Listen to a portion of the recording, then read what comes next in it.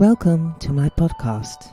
My name is Mary, and this is where I share my thoughts with you, sometimes from my own experience and sometimes strengthened by the knowledge I've gained in my experiment with human design.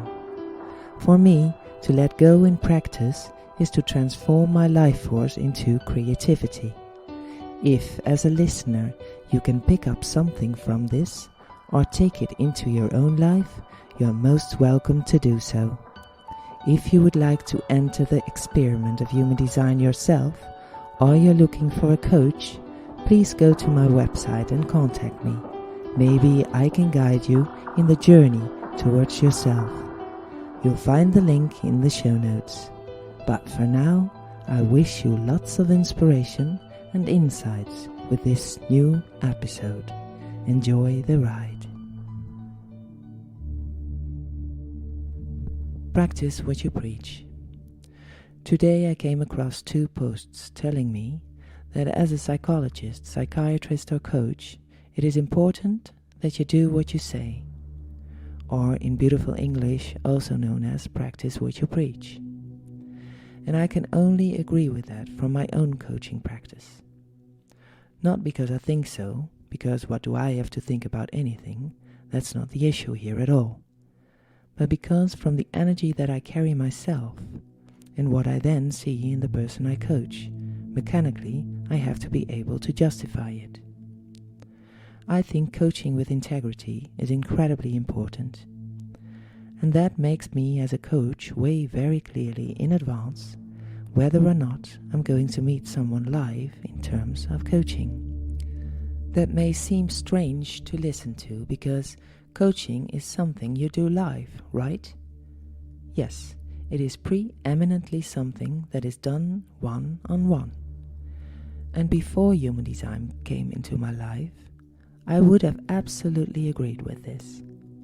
The attention to the other person, the way you communicate with each other, the respect for the time the other person invests in you and vice versa, and the appreciation that can be felt back and forth.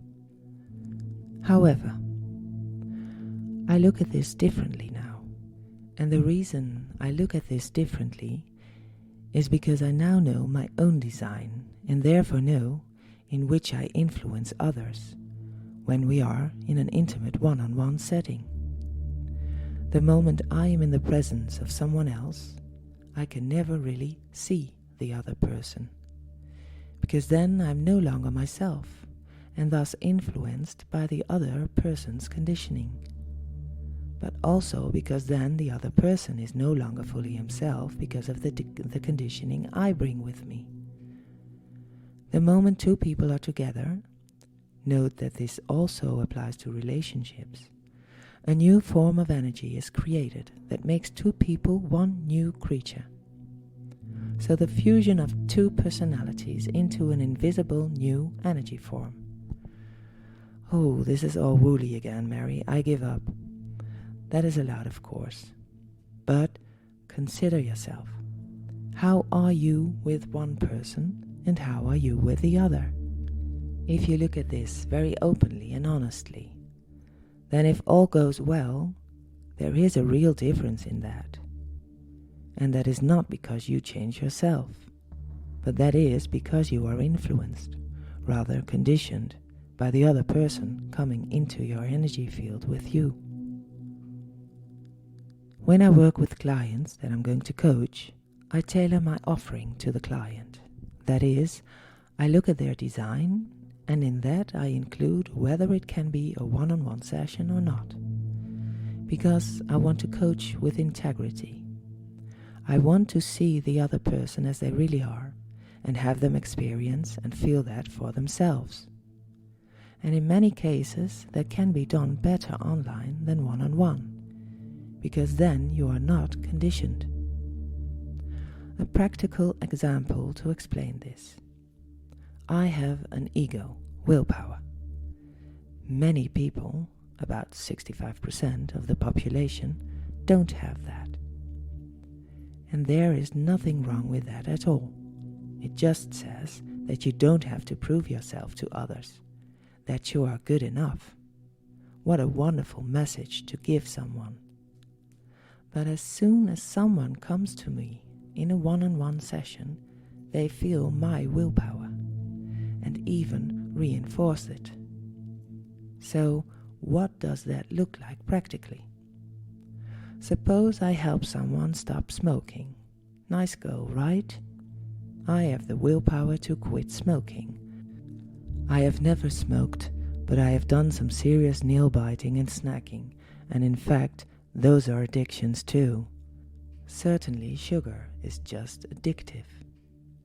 I stopped nail biting as well as stopped snacking.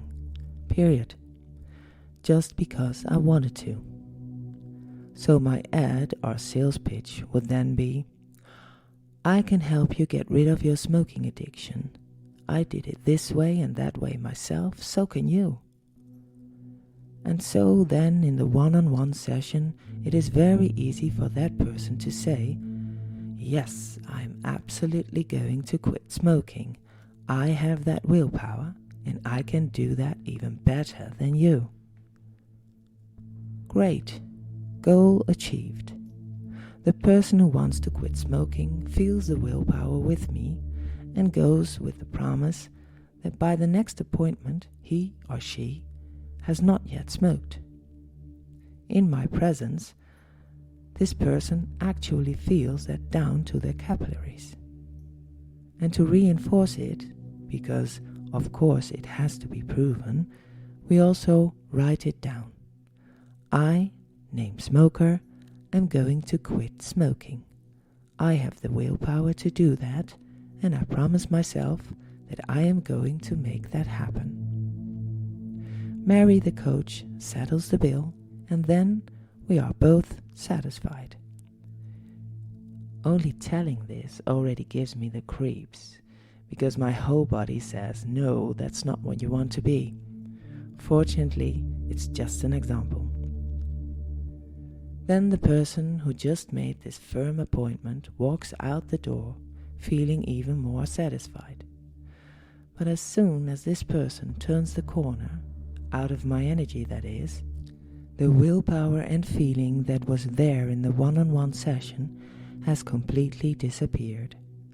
And then, when this person then passes a supermarket, they step inside and buy themselves a pack of cigarettes and feel even more miserable than before. I cannot bear to watch that, so I don't sell willpower to people. I make a deal based on pure coaching, where possible one-on-one and live, but mostly just online, because I'm here to be pure in that. I'd rather not sell thin air. I've done that far too many times in my life without realizing it.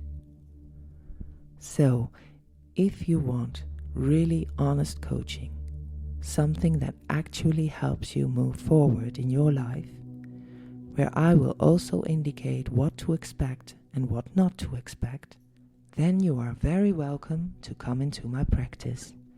It opens your eyes, it gives you insights, and it's not easy.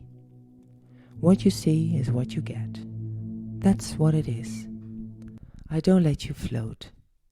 I give you tools that you can work with, that you can practice practically, but something that suits you, because being unique also means being treated uniquely, as a special, beautiful, and authentic human being.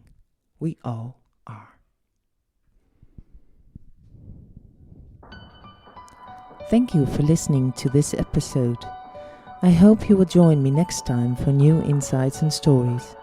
And if you like this and want to follow me, subscribe to my podcast or share it with others or on your socials. I would highly appreciate that. Background music by Robin Melwijk. Text Mary, marykcoaching.nl.